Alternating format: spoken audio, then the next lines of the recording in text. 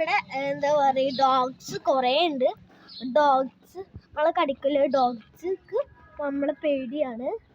അപ്പോൾ ഈ വീറില്ലേ അപ്പോൾ ഫ്രണ്ട്സ് അങ്ങനെ വിളിക്കാം, എന്തെങ്കിലും വിളിക്കാം.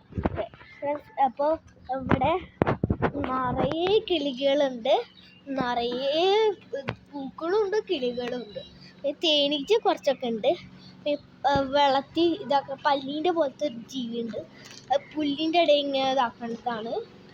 പേടിയാട്ടക്ക് അത് കടിക്കില്ല. പക്ഷെ ഈ റീലിൽ പറഞ്ഞാൽ വെല്ലുമ്പോൾ കടിക്കും. അതുകൊണ്ട് തന്നെ ഡേഞ്ചറാണ്.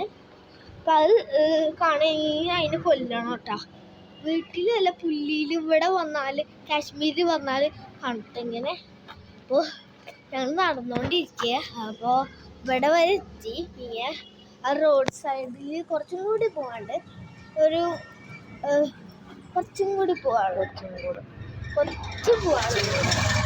ഇത്രേ ഉള്ളൂ പോകാൻ. പിന്നെ ഇവിടെ റോഡൊക്കെ ആയതുകൊണ്ട് പെട്ടെന്ന് നടക്കാൻ പറ്റില്ല കേട്ടോ. ഈ വഴിക്കൂടെ കാറ് കുറച്ച് വരുള്ളൂ. അപ്പോൾ